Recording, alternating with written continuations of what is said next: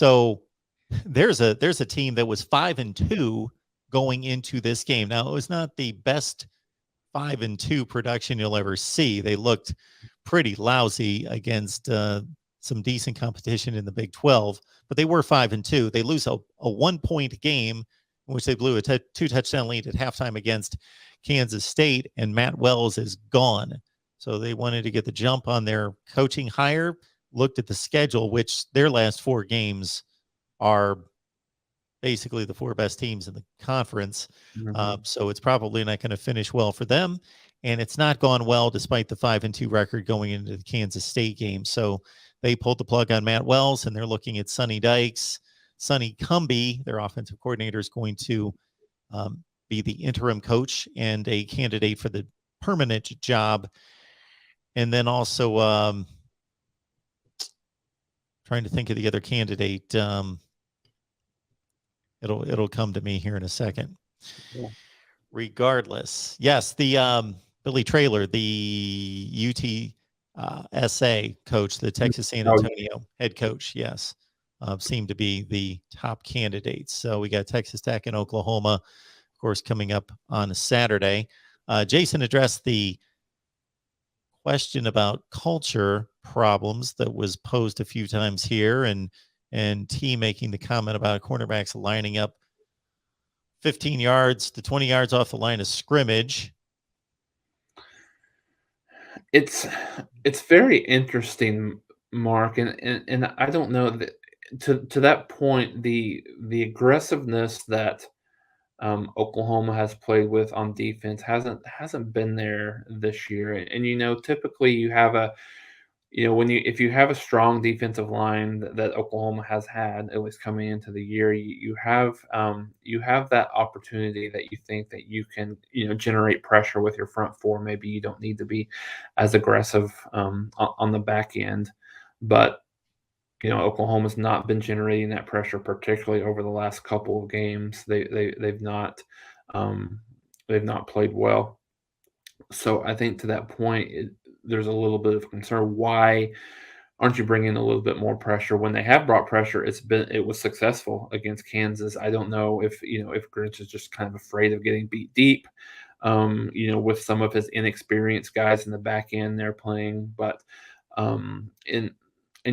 don't know. I saw a couple of these comments, specifically the one that we have on the screen here about losing control of the defense. There was something that came out earlier in the year talking about, where Grant said a lot of our kids just don't like to practice. And we believe in practice around here. So, I'm always I'm very passive on the, we need to make a change. Like there needs to be a coach needs to be fired. I always kind of err on the side of the players in terms of players need to make plays. They were it's a very talented group.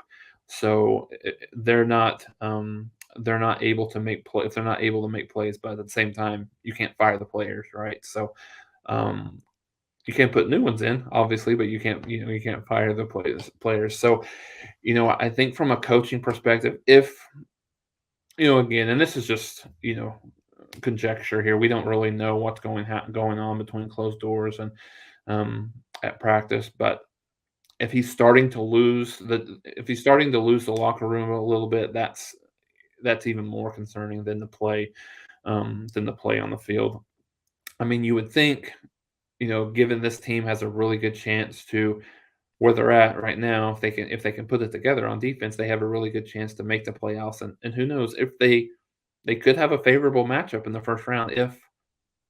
Who knows what happens with Cincinnati and some of those other teams around there, but they could have a favorable matchup or a good opportunity to make it to the national championship game. But they've got to, whatever it is, figure out if it's a rally around each other. I know a lot of teams will, if the coach isn't necessarily well liked or well received, they rally around that. So whatever they need to do, they need to find a way to rally around that and play much better, because they've had a lot of problems. I think, we talked about third down. I think probably individually, the biggest problem I've seen so far on this defense over and over again is just missed tackles in the open field.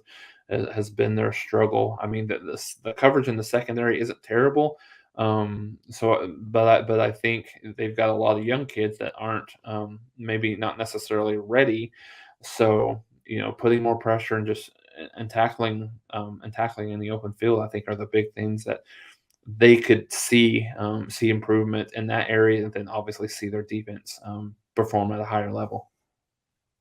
We have a Florida State live show later on Wednesday, and we have James Coleman come on a fairly regular basis. He played fullback at Florida State, and he makes the comment fairly regularly. To extend on one of your points, he makes the comment frequently. He said, "No coaches design a play to fail," and so he very much puts the onus on the players to execute, regardless of whether that's not the best matchup or the best possible play or whatever. He tends to, not that there aren't bad schemes or bad matchups or failing to recognize certain plays you should be running against a certain defense. That is very valid, but he tends to put it more on the players as well.